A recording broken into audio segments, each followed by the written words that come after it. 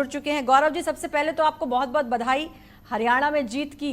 बहुत बहुत कल धन्यवाद। सुबह जब मैं बैठी हुई थी यहाँ पर और मैं आपसे कह रही थी कि जो आंकड़े हैं, जो रुझान आ रहे हैं, उसको देखकर लग रहा है कि बीजेपी के हाथ सत्ता जा रही है। बड़े आश्वस्त थे आप और आपने कहा कि बिहार वाला मामला होगा, देखिएगा। और मुझे लगता है कि बिल्कुल मंगल ही हुआ बीजेपी का, और वो आश्वस्त आप थे वो बिल्कुल ठीक देखने को मिला। अच्छा, आज हम जो बात कर रहे हैं वो हम ये कर रहे हैं कि आम आदमी पार्टी और कांग्रेस ने मिलकर ये चुनाव नहीं लड़ा, वो गठबंधन होते होते रह गया। क्या ये बड़ी वजह है कि कांग्रेस को इसका खामियाजा भुगतना पड़ा है और जो वोट हैं वो आम आदमी पार्टी की तरफ चले गए?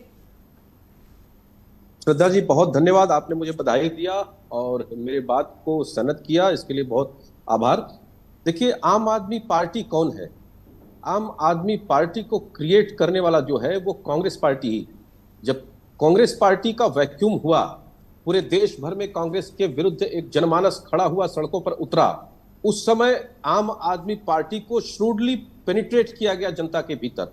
और जो वोट बैंक उनके पास है, जहां वो वोट लेते हैं, वो किसका लेते हैं? वो कांग्रेस पार्टी का ही लेते हैं।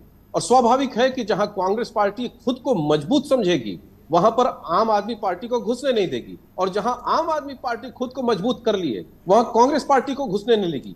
ये रिश्ता सभी क्षेत्रीय दलों के साथ आपको कांग्रेस पार्टी का देखने को मिलेगा। यद्यपि उत्तर प्रदेश में या कुछ और राज्यों में कांग्रेस के साथ जो जाने की मजबूरी हुई, जैसे समाजवादी पार्टी उत्तर प्रदेश में जाने की मजबूरी हुई, वो मुस्लिम वोटों के पोलराइजेशन को रोकने के लिए, मुस्लिम वोटों के पोलराइजेशन को इकट्ठा करने के लिए, एक तरफ एक मुश्त पड़ने के लिए ऐसा करने का काम इन लोगों ने किया है। हरियाणा की जनता का ये जो जनादेश है, मुझे पहले से ही विश्वास था।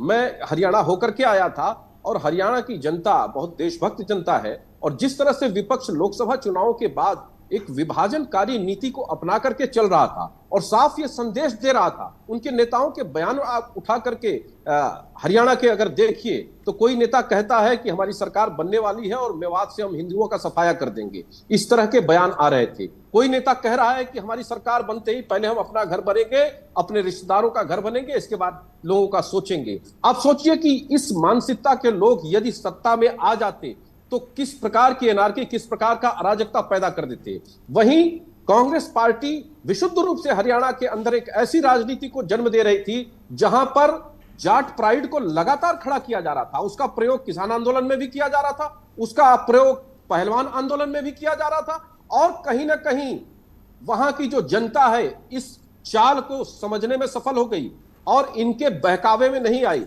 इसीलिए दलितों ने भी इनका साथ छोड़ा और जाटों ने भी इनका साथ छोड़ा, क्योंकि वो सारे देशभक्त हैं। और वहीं पर कांग्रेस पार्टी जिस तरीके से राजनीति कर रही है, ऐसा लग रहा है कि इनका रिमोट कंट्रोल कहीं और से संचालित हो रहा है। वही सोरोसी गैंग जो विदेश में बैठ करके कहती है मोदी को हटाना है, जिसको इस देश से कोई लेना देना नहीं, वो मोदी को हटाने की सुपारी लेता है बाहर, और उसके इशारे पे ये लोग काम करते हैं। और कांग्रेस अपने अंतर्द्वंद से भी जूझ रही थी, चाहे वो सुरजेवाला का हो, चाहे वो शैलजा जी का हो, या फिर हुड्डा का हो। और एक बार यदि हुड्डा के हाथ में सरकार जाती तो वही वंशवादी व्यवस्था फिर वहां हरियाणा में पनपती, और जो लूट का खेल कर्नाटक में चल रहा है या हिमाचल में या छत्तीसगढ़ में आपने देखा, वही लूट का खेल वहां भी जारी हो जाता। इसलिए हरियाणा की जनता ने बहुत न्याय किया है और भारतीय जनता पार्टी के अहर्निश परिश्रम पर अपना मुहर लगाया है, सर्टिफिकेट दिया है। और मुझे लगता है कि यहां से जो हरियाणा उठेगा पूरे देश के लिए एक नजीर बनेगा, एक उदाहरण बनेगा, और भारतीय जनता पार्टी की सरकार उसको पूरा करने में कोई कोर कसर नहीं छोड़ेगी। श्रद्धा जी,